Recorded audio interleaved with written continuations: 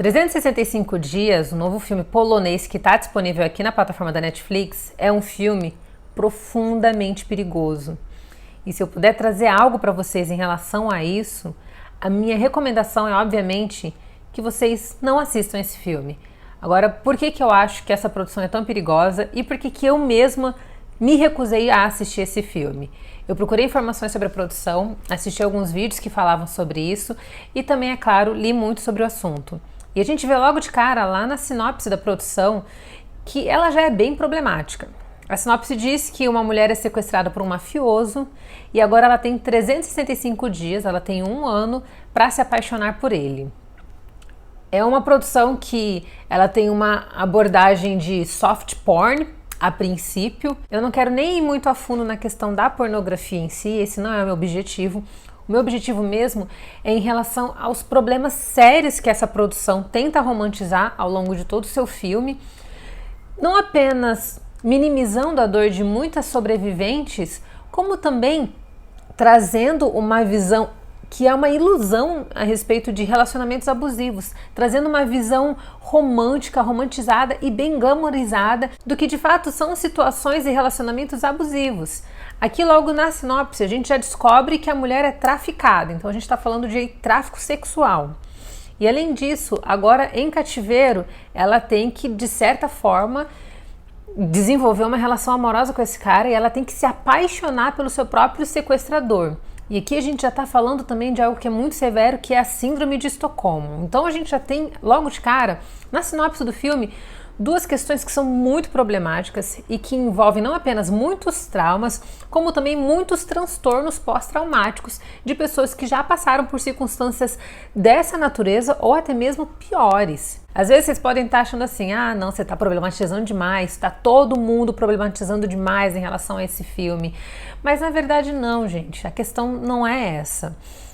Eu peço para que vocês tenham um pouquinho de sensibilidade de tentar enxergar a ótica não apenas única e exclusivamente por entretenimento, porque eu sei que tem muita gente que olha para esse filme aqui e quando vê outras pessoas reclamando do fato da Netflix ter distribuído uma produção como essa, elas falam que tudo virou mimimi, que tudo é problematização, e na verdade não, a questão não é essa. Eu não estou aqui para falar da Netflix em si ou não.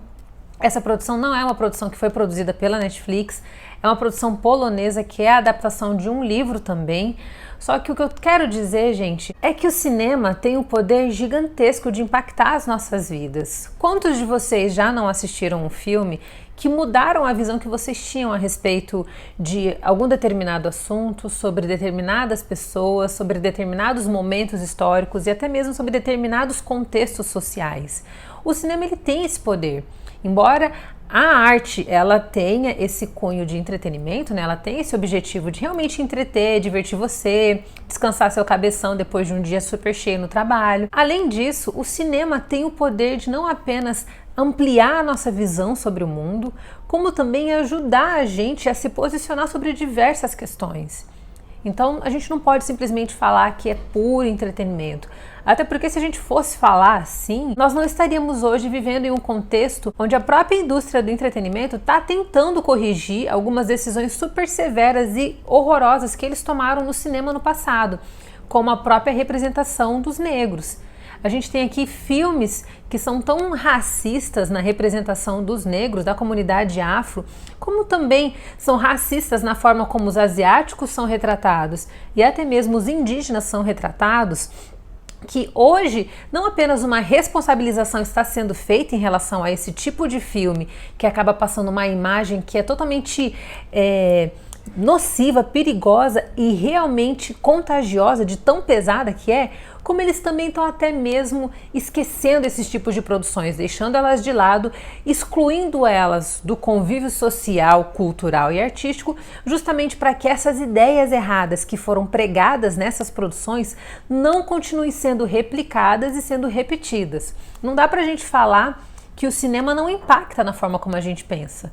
Pode ser que um filme bobinho aí, que você às vezes assiste em qualquer plataforma de streaming, uma comédia pastelão, uma comédia besterol, pode ser que ela não afete no seu pensamento e na sua percepção da sociedade. Mas existem inúmeros filmes que têm o poder de realmente levar a sua mente para uma reflexão até mesmo inconsciente a respeito da forma como você se porta diante das circunstâncias. E quando a gente está falando de assuntos que são tão perigosos e são tão assim desnorteantes, que é o caso do abuso sexual, o tráfico sexual, síndrome de Estocolmo e todas essas questões que envolvem esses assuntos, quando a gente está falando de coisa desse tipo, gente, a gente tem que tomar muito cuidado, porque às vezes aquela mentezinha fraca que assiste um filme como 365 Dias e que não tem muito bem uma percepção madura sobre o que de fato é relação abusiva e o que de fato é consentimento, essa pessoa ela tende a acabar desenvolvendo uma formação totalmente errada sobre o que são relações abusivas e sobre o que é de fato estupro. Isso, gente, isso mexe com a percepção das pessoas. E quando a gente vê que o cinema acaba normalizando algumas coisas, naturalmente na mente dessa pessoa é normal, é natural. E quando a gente fala de um filme que acaba romantizando e glamorizando o estupro, o abuso, a síndrome de Estocolmo, obviamente, e também, é claro, o tráfico sexual, quando a gente tem um filme que tenta, sei lá, passar um pano em questões que são tão sérias, a gente está abrindo uma brecha terrível que pode gerar sequelas muito maiores. Hoje em dia, ainda é difícil para muitas mulheres virem a público e compartilharem as suas histórias de sobrevivência. Porque uma das primeiras coisas que acontece é que o direito delas de falarem lhes é negado. Isso é muito comum. Quantas vezes a gente vê mulheres indo a público, seja na internet, seja em, sei lá, em jornais, em qualquer outro meio de comunicação para compartilhar sua história de sobrevivência, e quantas vezes quando elas fazem isso, elas são criticadas, marginalizadas, ridicularizadas, com muita gente que não tem noção nenhuma de contexto, não faz a menor ideia do que aconteceu, dizendo que elas pediram para viver isso, que elas pediram por isso, que elas devem ter feito alguma coisa que sugeriu que elas deveriam querer isso no final das contas. Então assim, já é muito difícil para uma mulher, para uma sobrevivente de forma geral, não só mulheres, porque também existem homens que sofreram abusos dessa natureza, já é difícil para eles virem a público compartilhar as suas histórias. Quando a gente não tem filmes como esse. Agora, quando a gente tem filmes dessa natureza, desse porte, fica tudo muito mais difícil. Porque um filme como esse tem a habilidade de tornar a linha que separa o consentimento do abuso numa linha completamente turva e muitas vezes imperceptível para algumas pessoas. Então, quando eu falo que um filme como 365 Dias é muito perigoso, a minha mente ela está focada nos impactos que isso pode gerar nas pessoas a longo prazo. Porque se a gente normaliza circunstâncias como essas, com o passar do tempo, isso volta a ser tratado como se no final das contas fosse mentira, como se fosse mimimi. Gente, tem várias produções na Netflix que falam sobre abuso sexual. Tem um novo documentário intitulado Atleta A, que explora os anos de extenso abuso sexual que as atletas da ginástica olímpica norte-americana, do time oficial dos Estados Unidos, sofreram, com isso se repetindo por anos e anos, sob a ótica e o consentimento dos grandes chefões da confederação. Além disso, tem a minissérie documental que explora todos os extensos casos de abuso sexual e de pedofilia cometidos por Jeffrey Epstein, com o envolvimento de pessoas tão poderosas e assim que até hoje o trem ainda não conseguiu ser totalmente resolvido. Tem gente ali, gente, que é gente grande. Eu tô falando de Bill Clinton, de Donald Trump, eu tô falando do príncipe Andrew, filho da rainha Elizabeth. Então assim, nós temos produções ali que falam desse assunto de maneira tão poderosa e até mesmo tão libertadora, e em contraste a isso, a gente tem um filme como é o caso de 365 Dias, que acaba fazendo um desserviço. E eu tô comentando isso com vocês por quê?